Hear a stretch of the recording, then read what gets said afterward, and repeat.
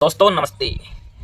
चलते हैं और आगे बढ़ते हैं अपने उस मुद्दे पर, उस मुहिम पर जो हमने ठानी है और हमारा मकसद है कि हम अपने गांव, अपने देश को विकसित करके ही रहेंगे।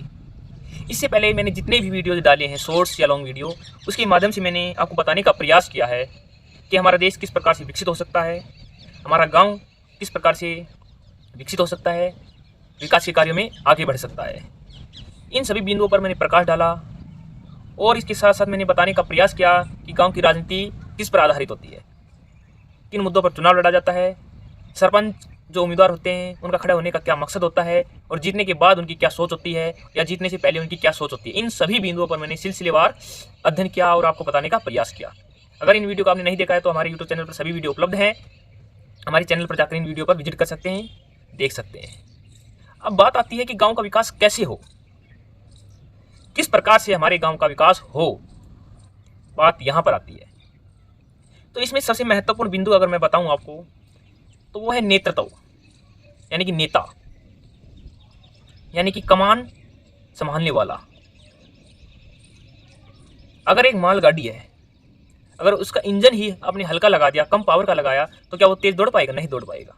इसलिए अगर हमें स्पीड बढ़ानी है किसी गाड़ी की तो उसमें इंजन मजबूत डालना होगा, मजबूत लगाना होगा। तो इसी प्रकार से अगर हमें अपने देश का विकास करना है, अपने गांव का विकास करना है, तो इस इंजन को मजबूत करना होगा, उस नेता को चुनना होगा जो अपने देश को आगे ले जा सकता है। और भी अगर मैं उदाहरण दूं तो एक किसान होता है, वो अच्छी पैदावार के लिए अच्छे बीजों का चयन करता है, उन्नत किस्म के बीज अपनी ज़मीन में बोता है और तब देखते हैं आप रिजल्ट भी कि पैदावार बहुत अधिक होती है। तो इसी प्रकार से यदि हम अपने गाँव में अच्छे नेता का चुनाव करें, सर्वश्रेष्ठ का, श्रेष्ठतम, तब जाकर हमारा गाँव समृद्धवान होगा, एकतावान होगा, मजबूत होगा और हर फील्ड में आगे बढ़ेगा, यानी कहने का अर्थ है विकसित होगा। और भी बातें हैं। अब कारण क्या है?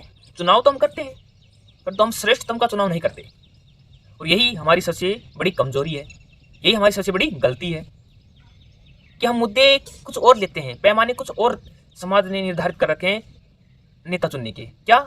इसके पास पैसे कितने हैं, इसकी उम्र कितनी है, इसका परिवार कितना बड़ा है, इसकी पेट है या नहीं है। यानी कि इन जो बिंदुओं का कोई महत्व नहीं है, उन बिंदुओं को समाज देखता है एक सरपंच को चुनने के लिए, एक नेता को चुनने के लिए। क्या इन मुद्दों से, क्या इन बिंदुओं से हमारे देश का विकास हो सकता है? कभी नहीं होगा। इसलिए हमें उन पैमानों को बदलना होगा जिनसे हम चुनते हैं अपने गाँव के नेता को। पैमाने क्या होने चाहिए वो आज हम बताते हैं।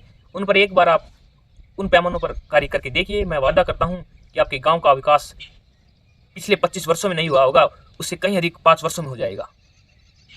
पैमाने होने चाहिए कि व्यक्ति नौजवान है या बूढ़ा है, व्यक्ति शिक्षित है या अशिक्षित है, व्यक्ति समझदार है या असमझदार है, व्यक्ति की सोच कैसी है, उसके काम की प्रतिभावना कैसी है, वो रिस्क लेने में सक्षम है या नहीं है, वो इस फील्ड में रुचि रखता है या नहीं रखता। यदि आप इन बिंदुओं पर कार्य करेंगे और तब आप चुनाव करेंगे तो मैं दावे के साथ कह सकता हूं कि अपने गांव का विकास होगा। इसलिए हम गलती कहां करते हैं? चुनने में गलती करते हैं। पर हम गलत चुनेंगे, अच्छा नहीं चुनेंगे तो हमें रिजल्ट भी उसके ही अनुरूप मिलेंगे। चुनाव से एक घर लगा लीजिए, आप एक परिवार लगा लीजिए। उसमें क्या होता है? एक पिता होता है, नेतृत्व करने वाला होता है। यदि किसी घर को, किसी परिवार को अच्छा नेतृत्व मिल जाता है, वो घर दिन दुगनी रात चौगुनी उन्नति करता है। उनके बच्चे, उनके माता पिता, उनके लाइफ पार्टनर सभी खुशी से जीवन जीते हैं और कुछ नया करने का साहस रखते हैं। और जिस घर में नेतृत्व की कमी होती है, वो गलत लाइन में होता है वो नेता, वो घर का मुखिया शराब पीता है, अशिक्षित है, कुछ करने की चेष्टा नहीं रखता, अपने बच्चों के प्रति संवेदनशील नहीं है, चेतनी नहीं है, तो उसका परिवार कैसा होता है? ऐसे 100 परिवारों में से 10-20 परिवार तो उभर कर आ जाते हैं, परंतु 70-80 परिवार कुछ अलग नहीं कर पाते। क्यों? क्योंकि नेतृत्व। इसलिए मेरे प्यारे दोस्तों, नेतृत्व की कमी है। हमें जब चुनाव की बात आए तो हमें श्रेष्ठतम चुनाव करना है, तभी जाकर हमारा देश विकसित हो सकता है। इन्हीं शब्दों के साथ मैं अपनी वाणी को विराम देता हूँ, क्योंकि लॉन्ग वीडियो है, ज़्यादा लंबी हो जाएगी, इसलिए मैं अपने शब्दों को विराम देता हूँ। मिलते हैं अगली नेक्स्ट वीडियो में। जय हिंद, जय भारत।